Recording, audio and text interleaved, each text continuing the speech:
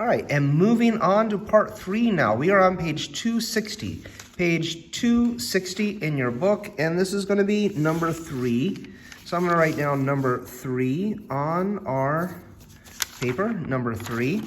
So this, of course, you already have this in your book. I don't even know if we'll need that, actually. But number 3, if you're looking in your book, I can't really see it too well on this one, but you have a book in front of you, so you should be able to read off that. And number 3 says that Daphne woke up at 7:15. This means it's the hour of 7. So it's like 7 o'clock plus 15 minutes, 7:15. It took her 15 minutes to dress and brush her teeth. She ate breakfast for 20 minutes. Then it took 5 minutes for her to walk to the bus stop and wait for the bus to arrive. What time did the bus arrive?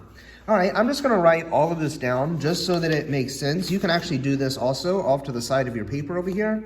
So I'm just going to write down a little bit. So I put it, she got up at 7:15. So I'm going to write 7:15 down.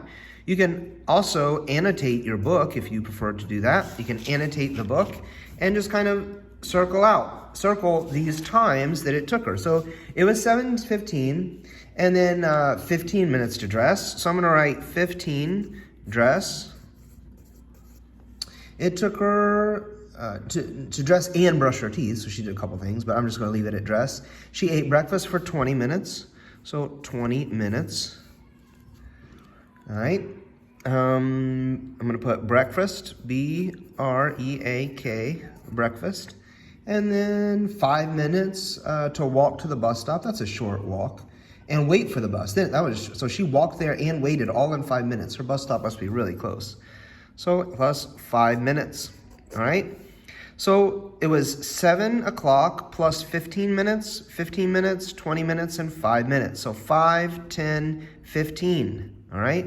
I'm going to put a 5 here and carrier 1. This is 2, 3, 4, 5. 5. So we have 55 minutes. And we carry down our colon here. It's a colon. This little symbol is called a colon. It's usually how they express time. So you can just bring that down. I'm drawing an arrow there. You don't have to do that.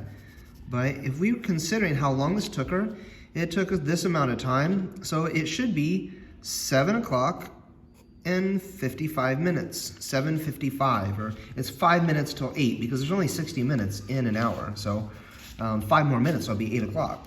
So what time did the bus arrive? Well, you can tell that based on all these things that happened and how long it took her to do stuff and what time the bus ended up arriving, that it should be 7:55. All right, so we kind of answered that question. That's at least in writing there. And then the next part of the question tells us that, I'm going to zoom out.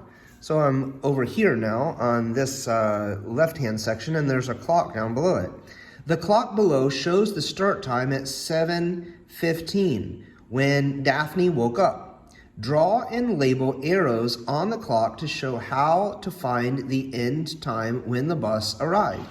All right, so they kind of give us a clue here. They show us that first one, 15 minutes past. And if you're counting by 5s, which is a good thing to do because each one of these numbers represents 5. I'm going to zoom in a bit on one of these clocks.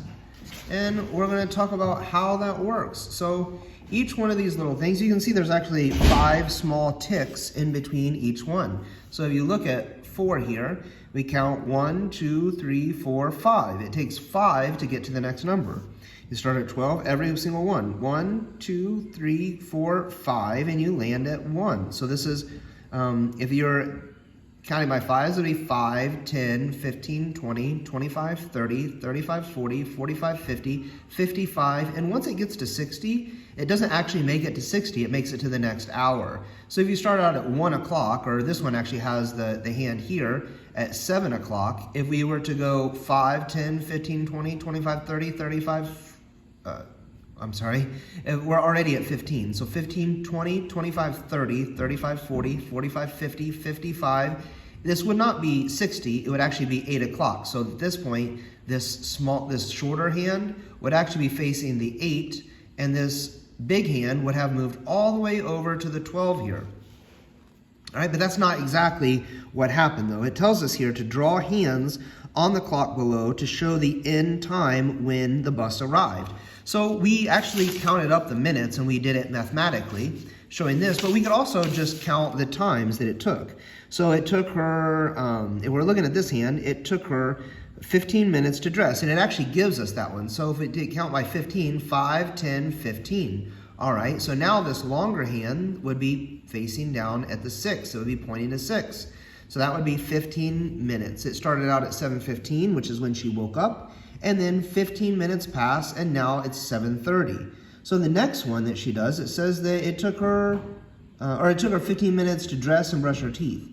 Breakfast took 20 minutes. Must have been a good breakfast. So we can count by 5s until we get to 20, and it'll tell us the next time that she's at. So that would be, down if it's pointing here, where we left off at, 5, 10, 15, 20. So now it's pointing at the 10. All right? Is that the last event that happens? No, it's not. The next thing is that it says it took 5 minutes for her to walk to the bus stop and wait for the bus to arrive. So if we go 5 more, then it will be here at pointing at the 11. So at this point, this smaller hand probably has moved kind of close to the 8 because it's almost 8 o'clock. That's kind of how these clocks work. When it gets to 7 o'clock, it'll be pointing at the 7. By the time it gets to 7:55, though, this shorter hand will have moved almost to the 8. Not quite.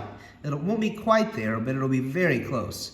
So when this big hand is at 7:55, then it will be pointing up here, and the smaller hand will have moved around until it's almost just at the 8.